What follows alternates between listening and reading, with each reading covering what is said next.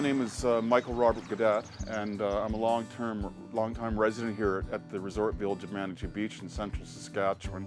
My wife Sharon Gibson and I run a little gallery gift shop seasonally called Gigi's Gallery and Gifts, and we've had now, I think this is our 11th year. I'm a long-term artist, lifetime artist really, and I started off my career as a mural painter way back in 1981 with my first significant mural commission at St. Mary's Basilica in Halifax. Generated quite a bit of notoriety, and I thought to myself, well, this is a pretty exciting career path, and so I decided I would stick to it and produce murals at any given opportunity. In 2018, we noticed an ad in the Manitou Matters newsletter that comes out every month, and it said artists wanted competition with Heritage Canada funding to create a work of public art at Manitou Beach to help celebrate our 2019 Centennial. So I took a look at it and realized that the cutoff date for submissions was 1 week from the day we saw it. And I thought, well, there's no way I can create a full-blown project proposal in a week. And then Sharon said, well, you better beep or get off the pot.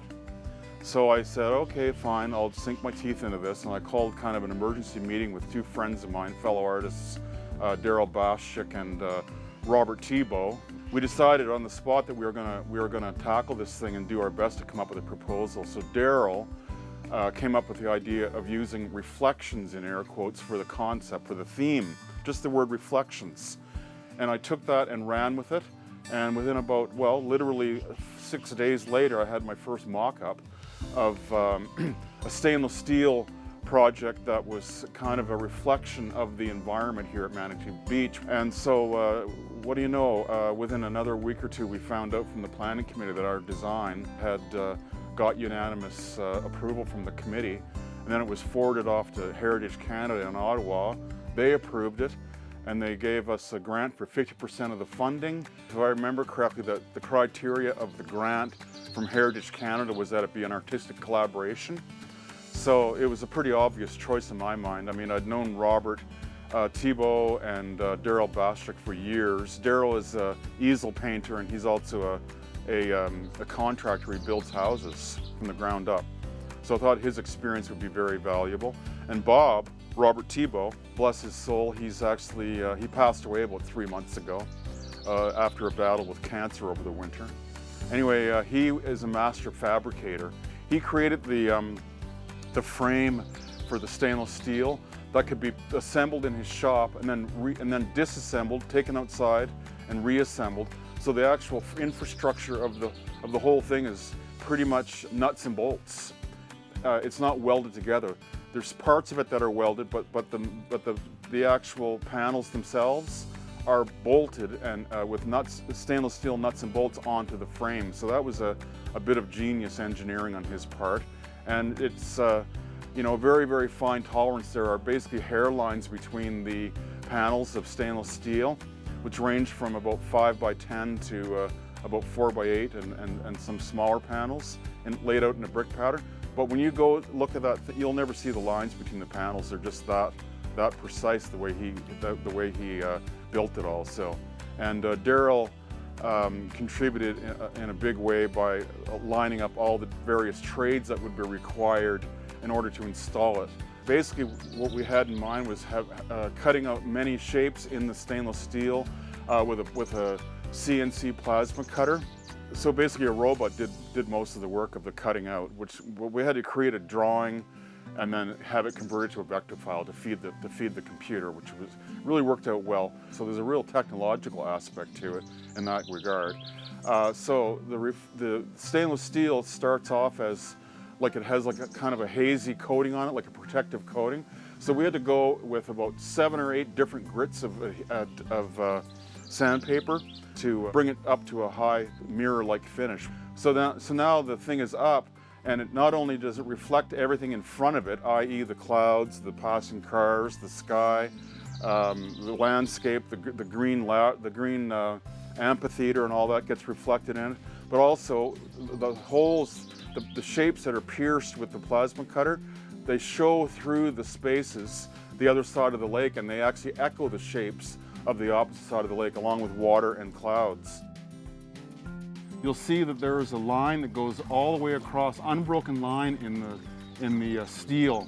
And this separates the top, the hills from the reflection, which are shown in the cutout steel voids. And now we call this the sweet spot, because what it does is it lines up perfectly with the base of the hills on the other side of the lake. And like, again, on a still day, you'll get the reflections. So the hills and the reflections in the water literally color in the mural through the cutout voids. So it's like a reflection of its natural environment. It reflects everything in front of it. And you know, just to push the metaphor a little further, it offers people the opportunity to simply to sit, relax, and reflect on their lives. I was initially diagnosed with chronic renal failure in actually 1979, and when I was living and working in Toronto. And I went into emergency dialysis at Sunnybrook, and then within 7 months my brother donated a kidney, which lasted for over 34 years. It's a record, a longevity record in Western Canada. However, the 34 years did come and go, and I ended up back on dialysis in 2014 at St. Paul's here in Saskatoon. And after 5 pretty grueling years of dialysis, I finally got a call from Dr. Shoker at St. Paul's that they had a kidney for me. After 2 kidney transplants, the first in '79 and the second just a year ago in 2019, I've got renewed energy. The contrast between being on dialysis and having a transplant is pretty remarkable. I mean, I kept working all throughout the 5 years on dialysis, on painting, and even a couple of pretty giant murals, actually, one for Young and then one for Tisdale. Actually, I think the one at Sacred Heart in Saskatoon was created just when I was beginning dialysis. Anyhow, the contrast. You go from feeling like you're pretty washed out almost every day on dialysis to feeling pretty re-energized and pretty mentally alert is the big thing. Is you have your mental acuity back with kidney function. That you almost forget what it's like after 5 years of feeling kind of foggy-headed.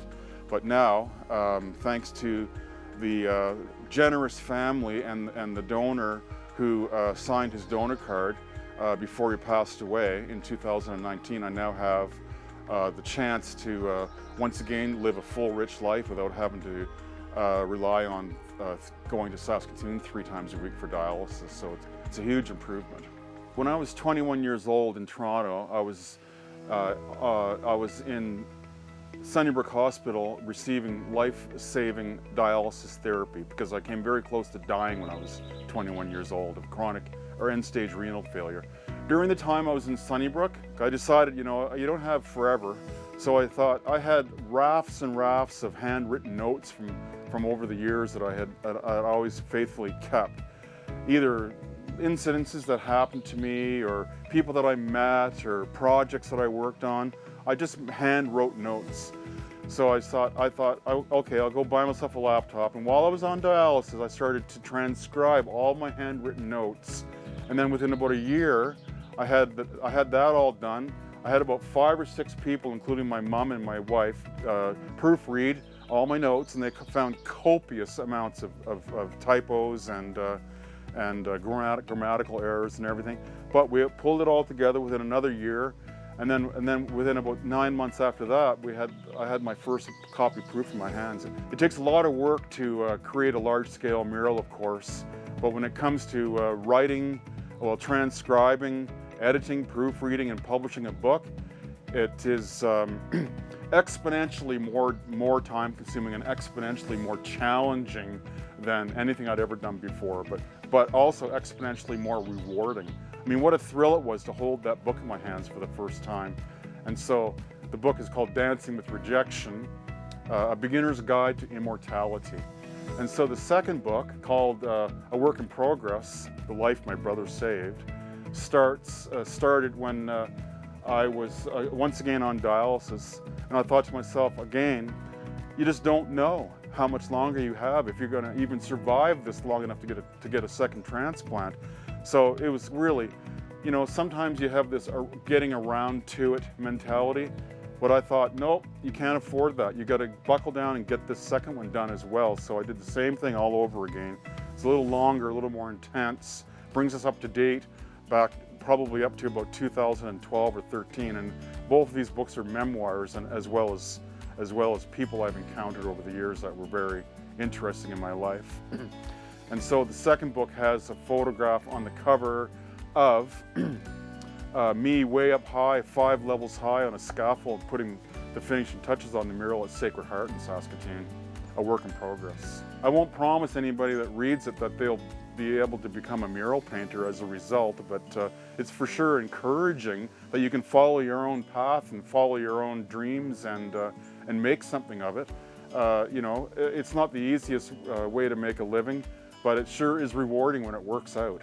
And I think these books really highlight the joys of living a creative kind of alternative lifestyle as a mural painter. Everybody that tries to make a living as an artist has their bleak moments. It's not all a bowl of rose petals. But if you persevere with your dreams and do what you love, then well, this is kind of an obvious cliche, but you never work a day in your life. I mean, it's all enjoyable. Challenging and maybe even physically grueling sometimes, but always ultimately very enjoyable, and you get a very, very high level of job satisfaction when you can put the final touch, sign off, and you're on to your next thing.